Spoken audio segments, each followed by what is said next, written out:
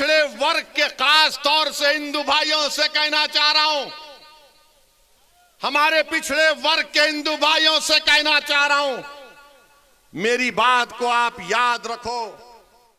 आपको ठगा गया हिंदू एकता के नाम पर। पिछड़े वर्ग के हिंदू भाइयों से कहना चाह रहा हूं, मेरी बहनों से कहना चाह रहा हूं, आपको ठगा गया हिंदू एकता के नाम पर। और आपको क्या मिला? ठाकुरवाद आपको मिला। आपको ठाकुरवाद मिला। जिस तरह उत्तर प्रदेश के मुसलमानों को सेकुलरिज्म के नाम पर, समाजवादी के नाम पर वोट लिया गया, तो हमको क्या मिला? हमको यादववाद मिला, आपको ठाकुरवाद मिला। आओ मेरे पिछड़े वर्ग के हिंदू भाइयों, मैं तुम्हारे साथ काम करने के लिए तैयार हूं। मैं तुम्हारे साथ ठहर कर तुम्हारी लड़ाई लड़ने के लिए तैयार हूं। मैं हमारे दलित भाइयों से कह रहा हूं, मैं हमारे दलित भाइयों से कह रहा हूं, अगर आपको यह शिकायत है कि बीएसपी आपकी बात नहीं कर रही है, तो असदुद्दीन ओवैसी तुम्हारी बात करने तैयार है, तुम्हारे खिलाफ इंसाफ का मुतालबा करने के लिए तैयार है। मैं यहां पर हमारे हिंदू भाइयों से भी कहना चाह रहा हूं, असदुद्दीन ओवैसी और मजलिस किसी मजहब के खिलाफ ना थी, ना है, ना कभी रहेगी इंशाअल्लाह ताला। और मेरे अजीज दोस्तों और बुजुर्गों, आप यहीं पर फिर ये लोग आके बोलते ओवैसी की तकरीर से हिंदू और मुसलमानों में नफरत की दीवार बढ़ गई। कौन सी मेरा जुमला है तकरीर का, निकाल के बताओ। कानपुर की मेरी एक तकरीर को 45 मिनट की तकरीर में 45 सेकंड निकाले ये आरएसएस के जाहिल लोग। बिल्कुल थम्स अप है। इनको सिर्फ 90 साल तक चड्डी पहन के लग फिराए थे, तो अचानक ख्याल आया यार 90 साल उम्र हो गई, पैंट तो पहन ले। तो पैंट पहना। तो क्या हमने क्या कहा था कानपुर में? एक 80 साल के मुसलमान को वहां की मुकामी पुलिस ने, और देने वाला एक दलित पुलिस का ऑफिसर था, जिसने कागज पर लिखकर कहा कि बोलो वैसी तुम्हारे समाज से इस तरह का सलूक किया गया था। मैं अपने उस दलित ऑफिसर को सलाम करता हूं। उसने कहा कि 80 साल के एक मुसलमान की पुलिस ने दाढ़ी लोची, उसको पीटा और उस पर पेशाब किया। तो मैं बोला उसके खिलाफ, तो आरएसएस ने यह कह दिया कि ओवैसी ने हिंदुओं के खिलाफ कहा। मगर जब हमने पूरा 2 मिनट का वीडियो डाला, तो पूरे अपने बगलों में अपने चप्पल को रखकर भागना शुरू कर दिए। और अभी हम सुने कि बड़ा विकास उत्तर प्रदेश में हुआ। बाबा थकते नहीं हैं, मोदी थकते नहीं हैं, अमित शाह थकते नहीं हैं। हम बाबा से, योगी से, मोदी से पूछना चाहते हैं, 29 दिसंबर को सहारनपुर में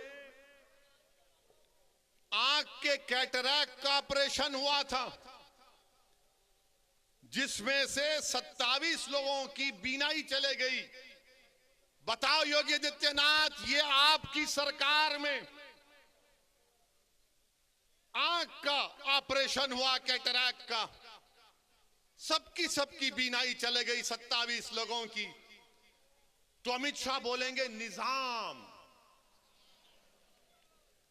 एन से नसीमुद्दीन कह दिया, आई से इमरान कह दिया, जेडे से आजम खान कह दिया, और एम से बहरहाल कुछ कहा, हाँ उनका नाम कह दिया। अब ये अमित शाह को बड़ी मोहब्बत हो गई उर्दू से, उर्दू से बड़ी मोहब्बत हो गई अमित शाह आपको। आपका निजाम, अरे हम तो ये तय करे हैं कि उत्तर प्रदेश के हाकिम वक्त को बदलेंगे इंशाअल्लाह ताला। उत्तर प्रदेश के हाकिम वक्त को बदलेंगे। और नरेंद्र मोदी, हम आपसे कह रहे हैं कि नरेंद्र मोदी के 3 यार हैं। नरेंद्र मोदी के 3 यार हैं। हमारे साथ बोलिए। एक ड्रामा, दूसरा फसाद, तीसरा अत्याचार। नरेंद्र मोदी के 3 यार, ड्रामा, फसाद, अत्याचार। अब अमित शाह का जवाब देना है। हम किसी का कर्जा बाकी नहीं रखते। अब नसीमुद्दीन का नाम लिए, कांग्रेस पार्टी तो नहीं बोलेगी। बोलेंगे नसीम का नाम लेंगे तो हमारे वोट नहीं मिलेंगे। कांग्रेस इमरान का नाम नहीं लेगी, बोलेंगे हमारा क्या होगा। समाजवादी आजम का नाम नहीं लेगी। मगर हम योगी और अमित शाह से कहना चाह रहे हैं, उत्तर प्रदेश में अगर योगी राज है, योगी राज है ना, तो राज अंग्रेजी में आता है RAJ, होता है ना, RAJ। तो R से क्या आता है?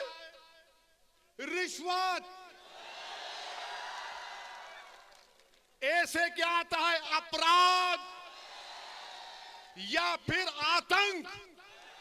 और J से क्या आता है? जातिवाद। अमित शाह, आपका कर्जा अदा हो गया। योगी राज में R से रिश्वत, A से अपराध, J से जातिवाद। अब बताओ, अब आप दूसरा बोलो, फिर इसका जवाब मिलेगा। समाजवादी के अखिलेश नहीं बोलेंगे। अखिलेश बोलेंगे हमने रोड बनाए हैं। कुछ हुआ तो अखिलेश बोलेंगे मैं तो उसका उद्घाटन कर चुका था। कोई जवाब नहीं देंगे भैया।